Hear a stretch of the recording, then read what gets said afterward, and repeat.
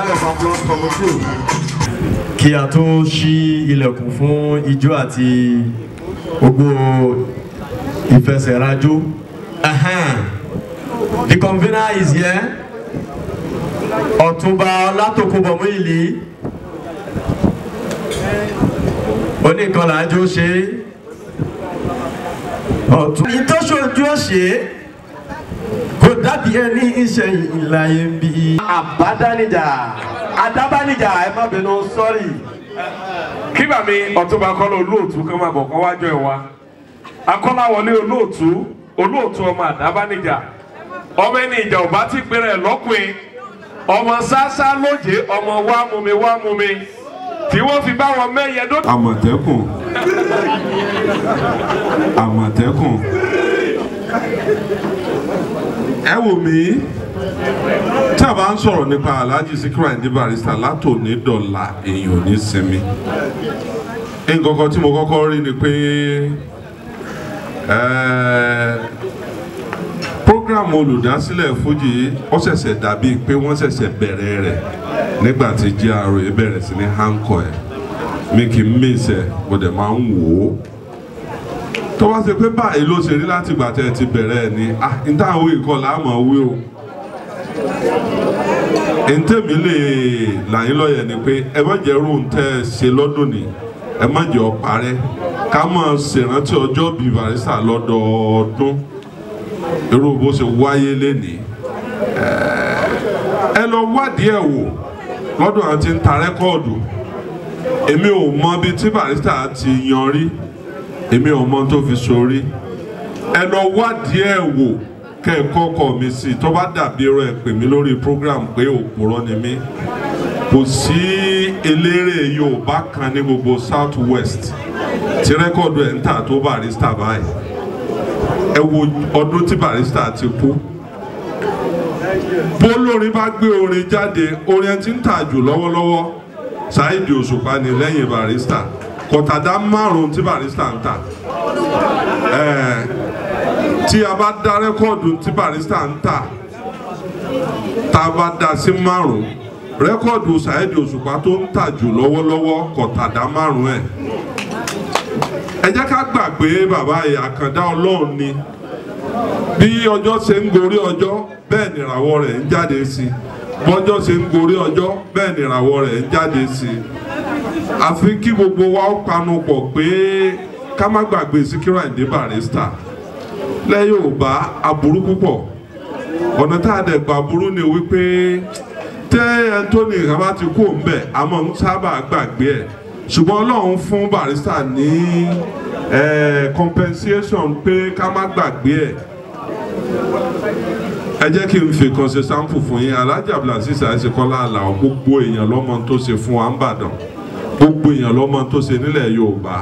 sọ́yẹ kọ́mọ rẹ̀ ó dìbò kọ́mọ wọlé sọ́yẹ kọ́mọ rẹ̀ ó wá tíkẹ́ẹ̀tì dìbò tì àmọ́ lóore ọwọ́ rí bẹ́ẹ̀ irú ọmọ Sikiru Ayinde Barrister tí ń forí kọ́gbọ́n tí ń forí tolé tí ọ̀yẹ́ kọ́mọ rẹ̀ náà kópa kan nínú òṣèlú ká fi máa rántí ẹ̀ nígbà wá bá mi wọ́n ní iye owó tùlùtùlù báyìí ní kálukú ó dìwà ọ̀ ẹ̀ tí bá wá tíkẹ́ẹ̀tì wọn ni ó lè rí tíkẹ́ẹ̀tì gbà padà ẹ̀kọ́ rẹ̀ tó ti wá torí gbogbo àwọn tí ọba forígbárí wọn ní bàbá àṣàlẹ̀ tiẹ̀ tó ní Barrister ni ó ti kú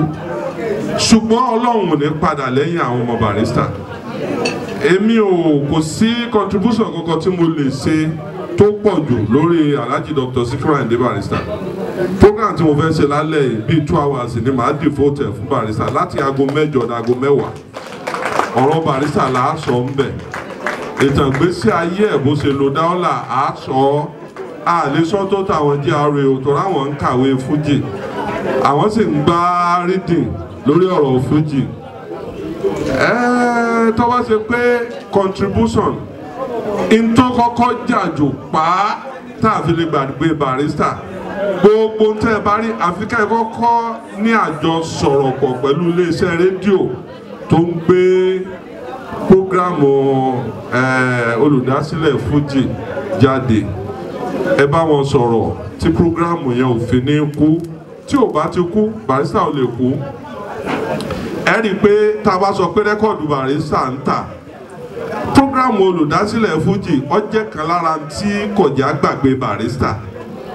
Rẹ́kọ̀dù tí wọ́n bá lò lọ́sẹ̀ bóyá extravaganza ẹ̀yẹ títí tí ìdọ̀sẹ̀ ti ń bọ̀ ká dúpẹ́ lọ́wọ́ bàbá yìí. Èmi ọmọ bọ́lọ̀ ń ṣe rán èèyàn sí èèyàn tó bẹ́ẹ̀, ṣùgbọ́n ní tí mo mọ̀ ni wípé tó bá kù gẹ́gẹ́rẹ́ bí ojú àgbo Ọlọ́run ọ̀rọ̀ aláàánú ti kálukú sí, Ọlọ́run ọ̀rọ̀ aláàánú sáwọn ọmọ yín náà. I will try to contribute all my possible best. Ẹni tí mo bá lè ṣe tilẹ̀ Fuji òkú wá pé yẹn ni